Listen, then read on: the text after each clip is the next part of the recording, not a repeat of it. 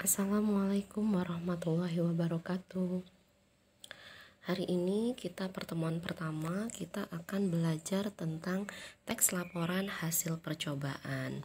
Nah, di sini untuk pertemuan pertama ini Bu Eni akan membahas tentang memahami teks laporan hasil percobaan. Selain itu, Bu Eni juga akan membahas sedikit tentang struktur teks laporan hasil percobaan. Nah, kalian tahu nggak sih laporan itu apa?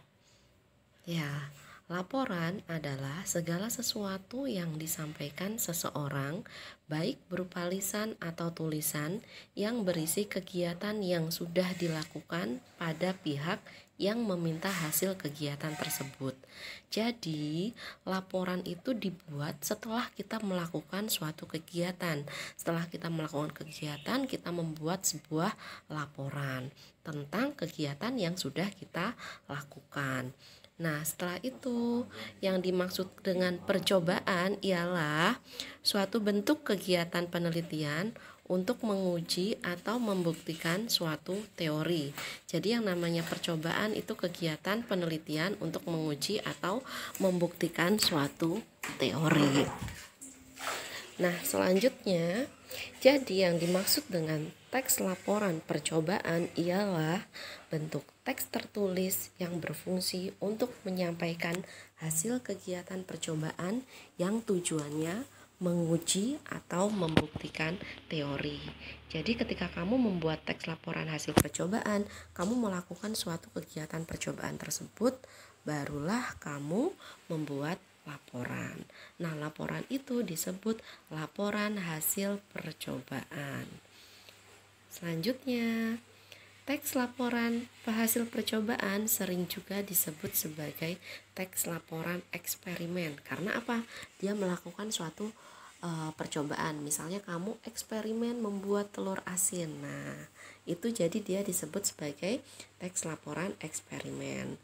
Biasanya kelompok yang melakukan percobaan punya dugaan hasil atau hipotesis. Dugaan hasil inilah yang harus diuji dan dibuktikan dalam kegiatan percobaan. Bu Eni yakin deh kamu sudah pernah melakukan suatu eksperimen.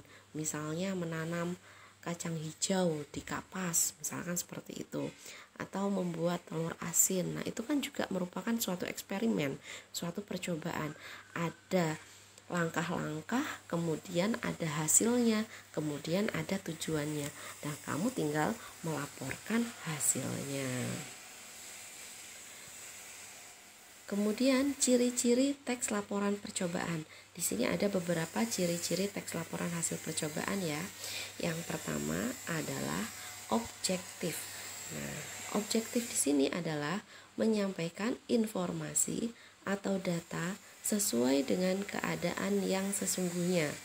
Apabila tidak sesuai hipotesis, sampaikan apa adanya sesuai hasil percobaan yang dilakukan. Jadi objektif itu pokoknya sesuai lah, dia tidak subjektif. Kalau subjektif kan kita cenderung ada penilaian diri sendiri, tapi kalau objektif, bagus ya bilang bagus, jelek ya bilang jelek gitu, tidak main hati seperti itu. Nah, kemudian di sini ada contohnya. Misalnya kamu sedang menguji perbandingan vitamin C pada buah jeruk dan stroberi. Kamu menduga buah jeruk vitamin C lebih tinggi daripada stroberi. Ternyata setelah dilakukan percobaan, hasilnya tidak sesuai dengan dugaan kamu. Nah, jika hipotesis tidak sesuai hasil, sampaikanlah hasil percobaan sesuai dengan keadaan yang sebenarnya. Kemudian ciri selanjutnya adalah berupa fakta. Berarti sesuai dengan keadaan, sesuai dengan fakta yang ada. Hasil yang disampaikan dalam teks laporan percobaan benar-benar sudah dilakukan. Penyampaian kalimat pun harus sesuai fakta. Coba bandingkan kedua kalimat di bawah ini. Kalimat pertama, kandungan vitamin C stroberi sekitar 20 mg tiap 100 mg. Kalimat yang kedua, terkandung 54 mg vitamin C dalam setiap 100 mg jeruk. Nah, kalimat pertama bukanlah fakta karena informasinya belum pasti dan terkesan masih berupa dugaan, hanya ngira-ngira karena masih menggunakan kata sekitar. Paham ya sampai di sini? Nah, sedangkan kalimat 2 berupa fakta karena menyampaikan informasi secara pasti dan bisa dibuktikan. Paham sampai di sini ya? Jadi kalau fakta itu harus benar-benar sesuai dengan kenyataan, tidak boleh dibuat-buat. Kemudian ciri yang ketiga adalah lengkap. Nah, di sini dalam membuat teks laporan hasil percobaan, kamu harus menyampaikan semua informasi. Informasi itu harus ditulis selengkap-lengkapnya. Tujuannya apa? Agar pembaca bisa mengerti isi laporan secara utuh dan dapat bermanfaat bagi pembacanya. Jadi nggak boleh kamu singkat, nggak boleh ada yang kamu hilangkan. Harus lengkap, jelas. Jadi biar orang yang baca paham, oh seperti ini toh maksudnya, oh tujuannya untuk ini toh. Oke, sampai di sini paham ya tentang memahami teks laporan hasil percobaan. Nah, selanjutnya Bu Eni akan membahas tentang struktur teks laporan hasil percobaan. Apa aja sih strukturnya?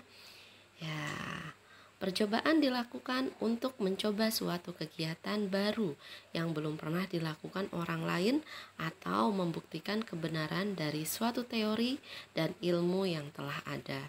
Nah, kalau kamu melakukan suatu percobaan, kamu dapat menggunakan struktur di bawah ini.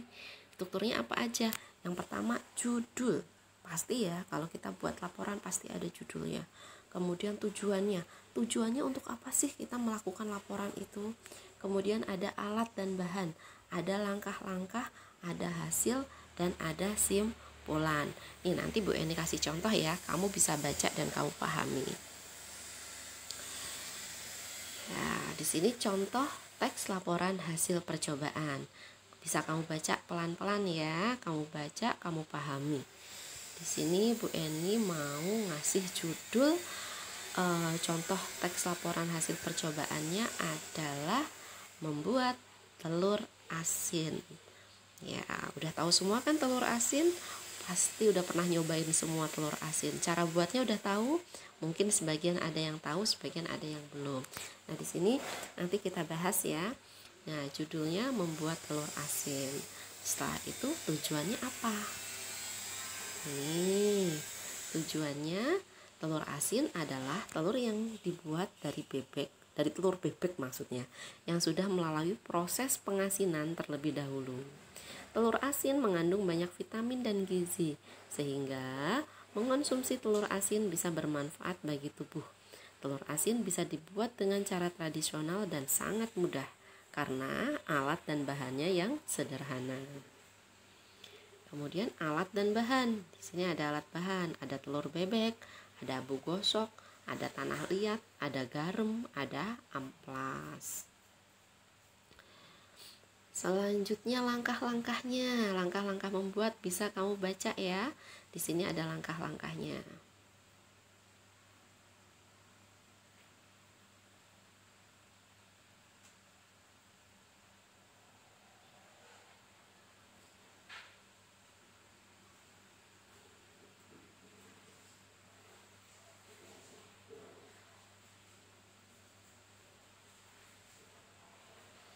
Nah, selanjutnya ada hasil. Apa itu hasilnya nanti?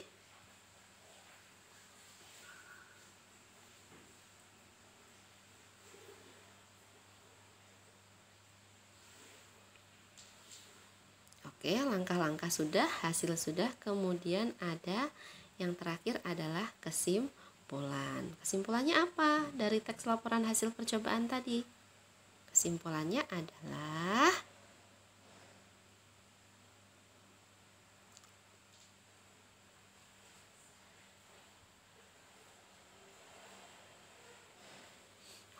ini tadi adalah contoh dari laporan teks laporan hasil percobaan. Sampai sini paham ya? Jadi kita sudah bahas tadi apa itu teks laporan hasil percobaan, kemudian kita juga sudah bahas tentang struktur mengatur laporan hasil percobaan. Oke, mungkin sampai di sini dulu ya pelajaran dari Bu Eni. Singkat, jelas, padat. Nah, nanti kalau ada yang belum bisa atau ada yang belum jelas bisa ditanyakan ke Bu Eni. Sudah dapat LKS belum? Kalau sudah dapat LKS-nya bisa dibaca. Bagian yang penting bisa kamu garis bawahi. Sama materi yang tadi Bu Eni kasih ini bisa kamu print atau kamu catat bagian yang penting di buku catatan. Supaya apa? Supaya nanti ketika kita melakukan pembelajaran lagi berikutnya kita tidak usah pusing-pusing karena kita sudah punya catatannya. Oke, sampai di sini pembelajaran dari Bu Eni. Terima kasih. Wassalamualaikum warahmatullahi wabarakatuh.